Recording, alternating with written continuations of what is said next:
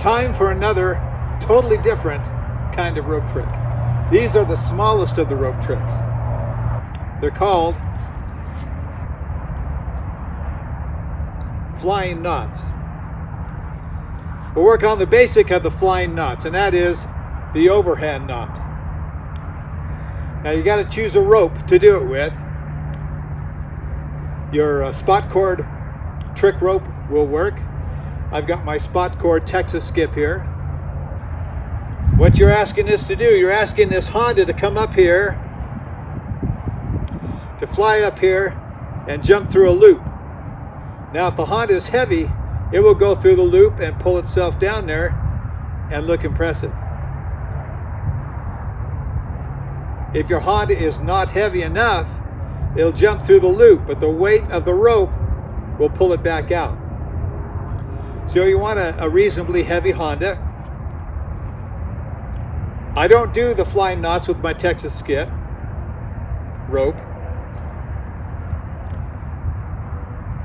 because I don't want to take this Honda and force it all the way down to the end of the rope. I want to preserve the way that Honda works. I don't want to abuse it like that. And if I have this big loop right here, then it's difficult to make this knot disappear. It worked that time, it usually doesn't work so good. So your Texas skip rope will work,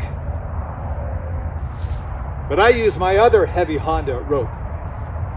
And this is my sash cord rope. It's kind of a flimsier version of the spot cord.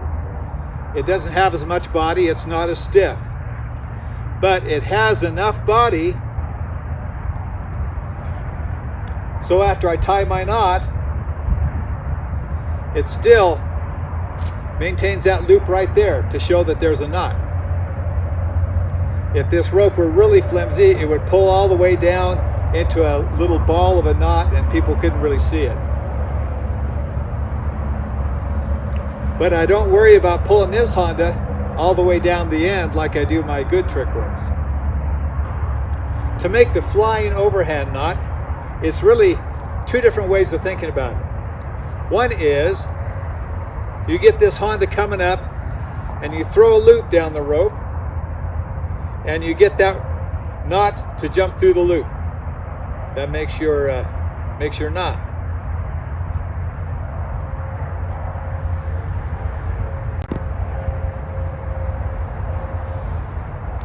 That's one way to think about it, and it's a good way to think about it after you've learned the trick. The more efficient way to learn the trick, and probably to perform it, is to envision yourself making this Honda come up through the air, and you're going to take this piece of rope right here in front of your finger and trip that Honda right above it and make it flop over into the loop.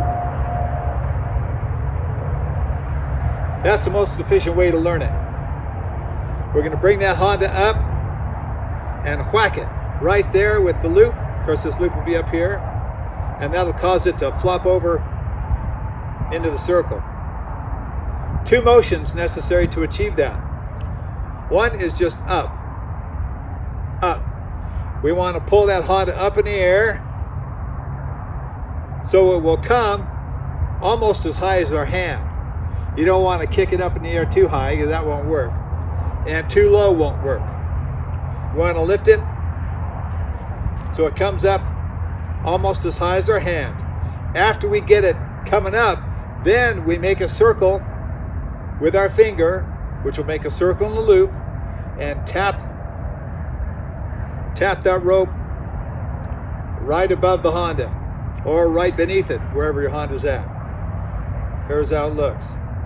Get it coming up and over.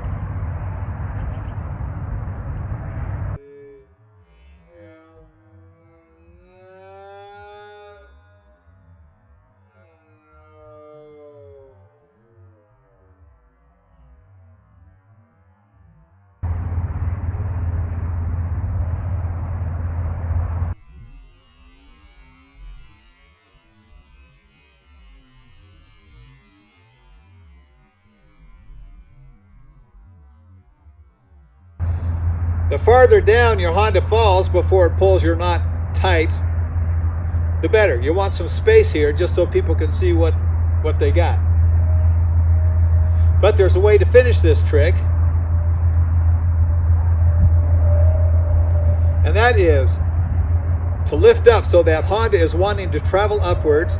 Then you push down to make your loop bigger, and then it falls out.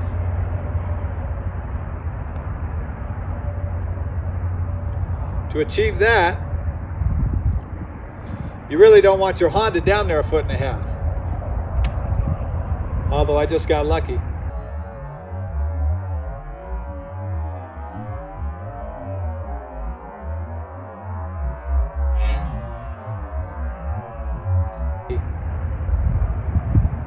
It's better if your Honda is closer to your knot.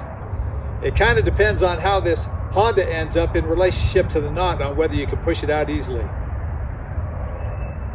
If it's twisted more that direction, it works a lot better. The farther up this rope, the farther closer to your finger that you tap the rope here, the closer your hand is, the more it looks like you're not really letting this rope tie itself and you're doing some kind of hinky.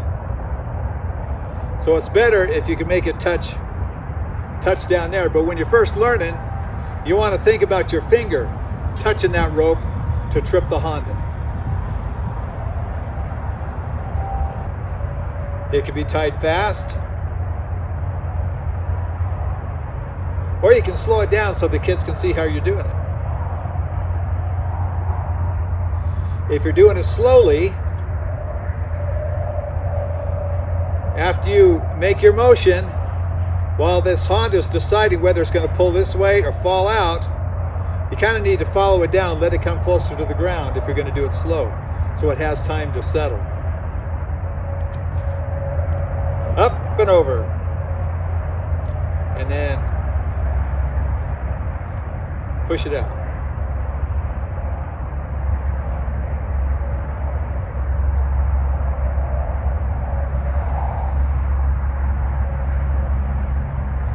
That one was kind of throwing the loop down towards it.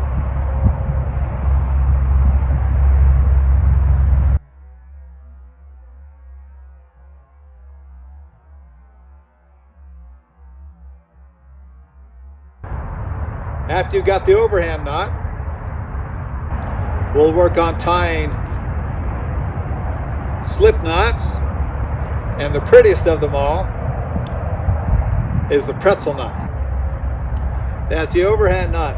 As usual, push like and share and have a good time with your rope.